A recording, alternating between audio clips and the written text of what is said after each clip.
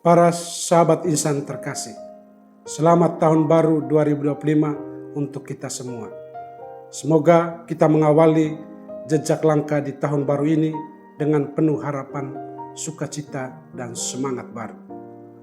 Tanggal 1 Januari ditetapkan gereja sebagai Hari Raya Santa Maria Bunda Allah dan Hari Perdamaian Sedunia. Hari Raya Santa Perawan Maria Bunda Allah ditetapkan oleh Paus Pius ke-11 dalam ensiklik Lux Veritatis pada tanggal 25 Desember tahun 1931. Penetapan ini menjadi peringatan 1500 tahun Konsili Efesus yang menetapkan dogma Maria Bunda Allah, Theotokos. Perayaan Santa Perawan Maria Bunda Allah di awal tahun baru membawa pesan perdamaian, pesan pengharapan. Tahun yang baru bukanlah tahun yang menebar kecemasan dan ketakutan, melainkan tahun yang membawa harapan dan perdamaian. Saudara-saudari terkasih, di kesempatan yang berrahmat ini, izinkanlah saya untuk membagikan refleksi intisari sabda Allah dari perikop Injil Lukas bab 2 ayat 16 sampai 21. Kisah kelahiran Yesus di Palungan Betlehem dan kesaksian iman para gembala. Ada beberapa intisari dan poin inspiratif dari bacaan Injil hari ini. Pertama, berjalan bersama. Para gembala segera berangkat ke Betlehem. Mereka tidak menunda-nunda waktu untuk menjumpai Tuhan. Rela meninggalkan urusan dan kesibukan pribadi mereka. Sibuk apapun, mereka tetap menomorsatukan dan memprioritaskan waktunya untuk Tuhan. Para gembala juga berangkat ke Betlehem tidak sendiri-sendiri, melainkan saling mengajak satu sama lain, berjalan bersama. Mari sekarang kita pergi ke Betlehem. Demikian juga Bunda Maria, dia rela berjalan jauh dari Nazaret ke Betlehem, berjalan mencari tempat yang aman untuk melahirkan putranya.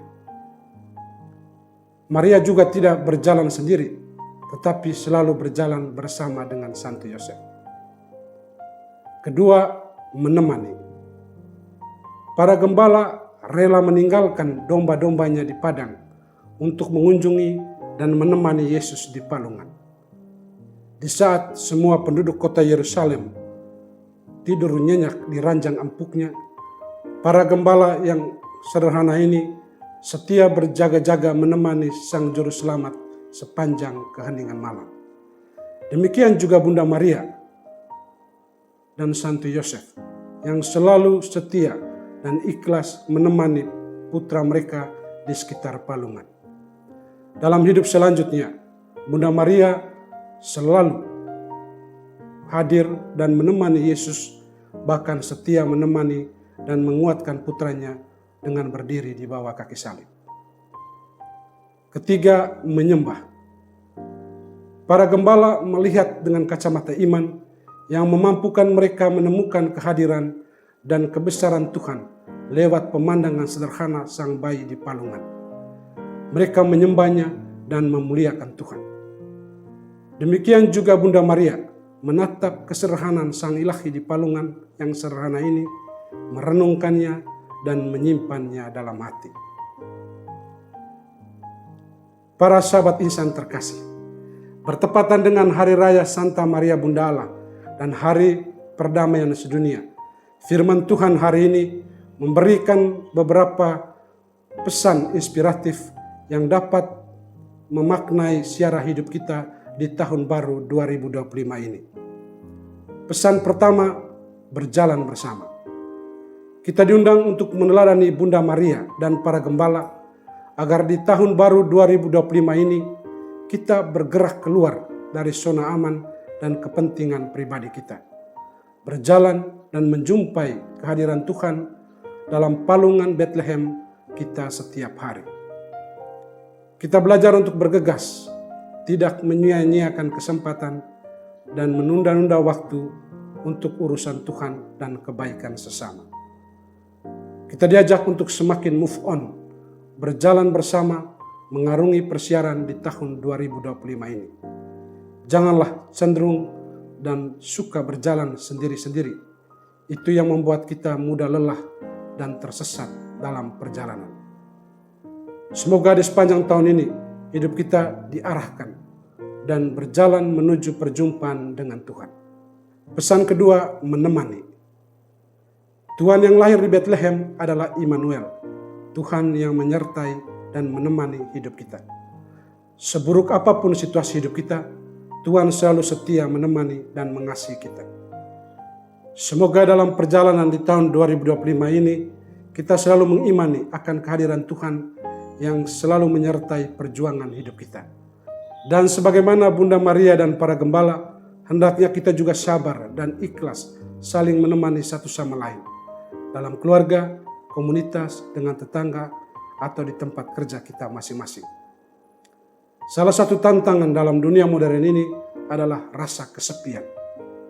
Ada banyak orang yang merasa sendirian, merasa ditinggalkan, dan tidak ditemani dan dikasih oleh orang-orang di sekitarnya. HP dan media sosial seringkali menghambat kita untuk menemani, menguatkan, dan berkomunikasi satu sama lain. Semoga di tahun 2025 ini kita belajar untuk membuka hati dan saling menemani satu sama lain. Pesan ketiga, menyembah. Kita juga diundang untuk meneladani Bunda Maria dan para gembala yang memiliki sikap menyembah Tuhan, merenungkan dan mengkontemplasikan kehadirannya dalam peristiwa-peristiwa sederhana hidup ini. Momen Natal dan Tahun Baru hendaknya mengarahkan hati dan hidup kita untuk selalu menyembah dan memuliakan Tuhan. Bukannya menyembah dan memuliakan diri sendiri atau hal-hal duniawi, kekayaan, kekuasaan, jabatan, kenikmatan, dan ketenaran. Di awal tahun baru ini kita berkomitmen untuk semakin menyembah dan memuliakan Tuhan dengan gembira dan tulus hati.